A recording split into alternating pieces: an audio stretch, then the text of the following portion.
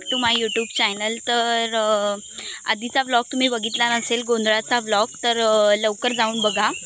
आणि आता आम्ही मामाकडून निघालो आहोत आणि इथे मामाचं गाव आहे कातुर्डी, संगमेश्वरमध्येच आहे ते सुद्धा। आणि आता इथे आम्ही शृंगारपूरमध्ये जात आहोत। भैरी भवानीचं मंदिर आहे, तिथे मंदिरामध्ये दर्शन घेणार आणि घरी जाणार आमच्या। सो व्लॉग कंटिन्यू करा। मंदिराचं आम्ही पूर्ण कसं मंदिर आहे ते सर्व दाखवू। सो व्हिडिओ कंटिन्यू करा, अजिबात स्किप करू नका। भेटूया। इथून हे समोर अगदी दिसते ना मंदिर, त्या मंदिरामध्ये जायचं आहे। भैरी भवानीचं मंदिर आहे ते। तर आता आम्ही चालतोय, पण त्यांना समजणार नाही ना, नको इथूनच जायचं, लगेच खेचत नेतात। तर हे जे दिसतंय ना, ते लग्नामध्ये आपल्याला जे मंडवळ्या करतात ना, ह्याला रुईची फुलं बोलतात। तर याच्या मंडवळ्या करतात। तर आता जाऊया। आणि ही जी दिसते ना, ती शृंगारपूरमधील नदी आहे। आता ती पूर्ण सुकून गेली आहे उन्हाळ्यामधून, पण पावसाच्या वेळी पूर्ण मोठं बरंच पाणी असतं आणि मस्त वाहत असते नदी।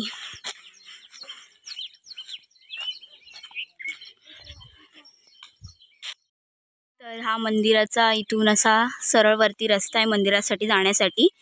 आणि आता आपण जाऊया चालत।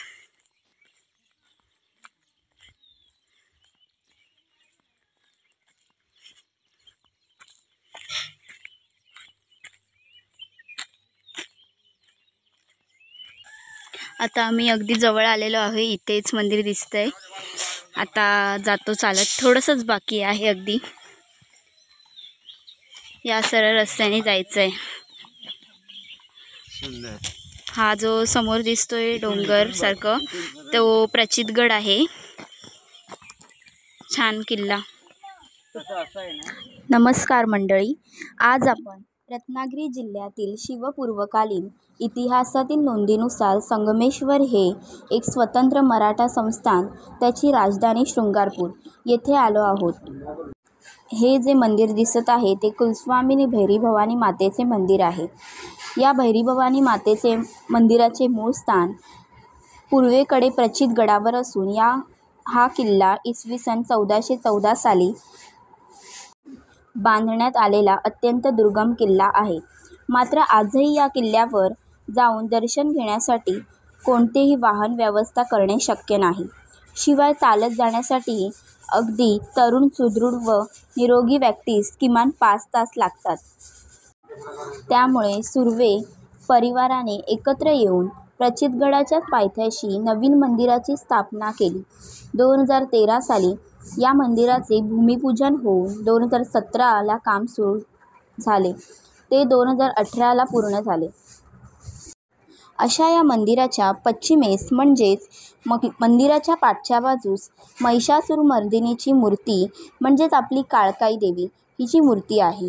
आणि मंदिरामध्ये प्रवेश करता समोर गणपती बाप्पाची मूर्ती आहे आणि डाव्या बाजूस गेल्यास भैरी देवाची मूर्ती आहे, जी तुम्हाला आता समोर दिसत असेल। आणि तसंच पुढे गेलं की मध्यभागी म्हणजेच गणपतीच्या पाठच्या साईडला आपल्या भवानी आईची मूर्ती आहे। तर भवानी आईचं दर्शन घेऊया आपण पहिला।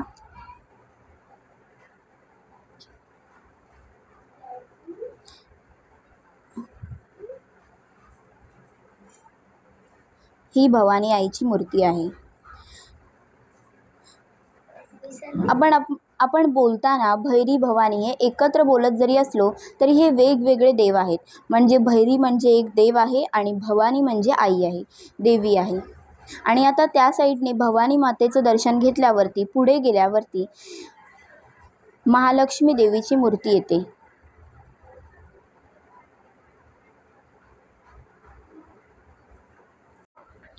चला तर मग महालक्ष्मी देवीचं दर्शन घेऊया।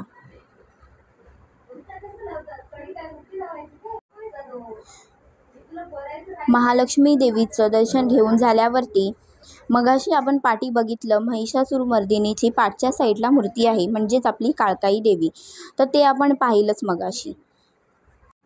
परत एकदा तुम्ही मूर्ती बघू शकता, ही भैरी देवाची मूर्ती आहे आणि ही आपली भवानी आईची मूर्ती आहे आणि ही समोर दिसते ती महालक्ष्मी देवीची मूर्ती। तर आता थोड्या वेळाने तुम्हाला जी क्लिप दिसेल ते दीपोत्सवाचा कार्यक्रम होता, 5वा दीपोत्सव कार्यक्रम होता या मंदिरामध्ये, तर त्याच्या क्लिप्स आहेत ह्या। तर तुम्ही त्या क्लिप्स बघा, मी जॉईन करते। तर क्लिप्स चालू झालेली आहे आणि हे रात्रीचं त्या दिवशीचं रात्रीचं असं मंदिर सजवलेलं होतं ते तुम्हाला दाखवत आहे। इथे छान अशी रांगोळी काढलेली,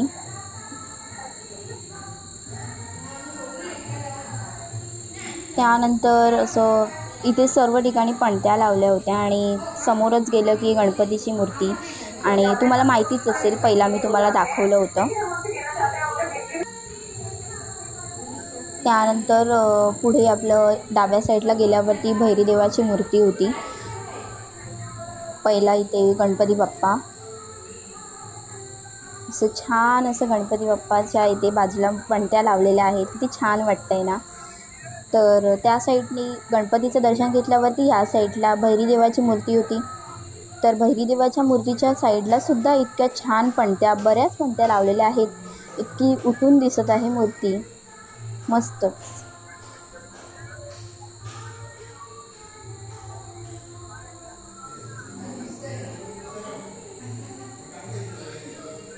तर भैरी देवाचं दर्शन घेतल्यावरती पुढे सरळ गेल्यावरती भवानी मातेचं दर्शन घेतात। तर आपल्या कोकणात बऱ्याच ठिकाणी कुलस्वामिनी भैरी भवानी हेच कुलदैवत आहे, त्यामुळे बरेच जण या मंदिरात दर्शन घ्यायला येतात।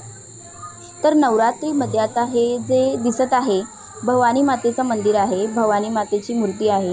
तर या मंदिरामध्ये नवरात्रीमध्ये सुर्वे परिवार भवानी आईच्या मूर्तीजवळ घट मांडतात, म्हणजे ही जी भवानी आईची मूर्ती दिसत आहे त्याच्या साईडलाच नवरात्रीमध्ये घट मांडतात किंवा घटस्थापना असते त्यावेळेससुद्धा घट मांडतात सुर्वे परिवार।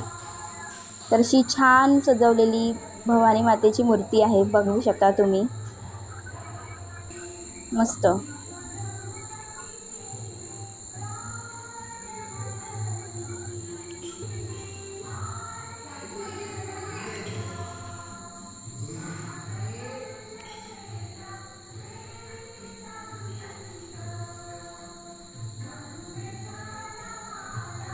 तर आता आपण महालक्ष्मी ची मूर्ती पाहत आहोत आणि महालक्ष्मी मूर्तीचं दर्शन झालं की या मंदिरामध्ये 3 मूर्ती आहेत, म्हणजे पहिलं म्हणजे भैरी देवाची मूर्ती आहे, दुसरी म्हणजे भवानी आईची मूर्ती आहे आणि तिसरी ही महालक्ष्मीची मूर्ती, आणि मध्यभागी गणपती बाप्पाची मूर्ती होती, तुम्ही पाहिलीच मगाशी।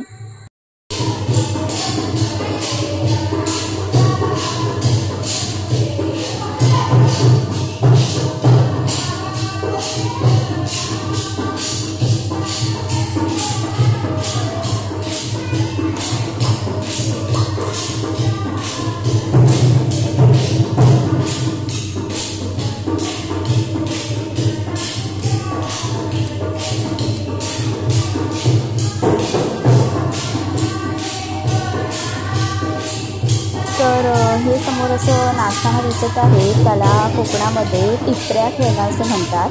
असं म्हणजे बायका काही जमा होतात आणि त्यानंतर 18ला तर मी मुंबईला आली, पण 23 आणि 24 मेला ते दीपोत्सवाचा कार्यक्रम होता आणि त्यानंतर 24 मेला गोंधळ होता भैरी भवानीचा त्या मंदिरामध्ये।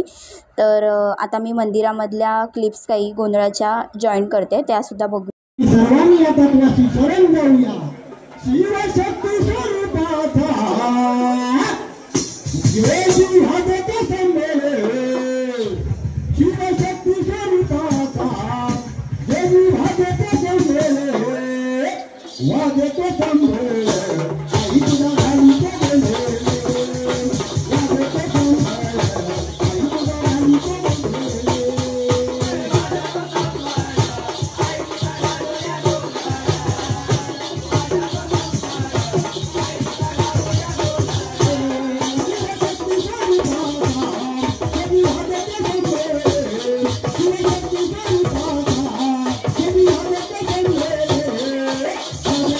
Thank you.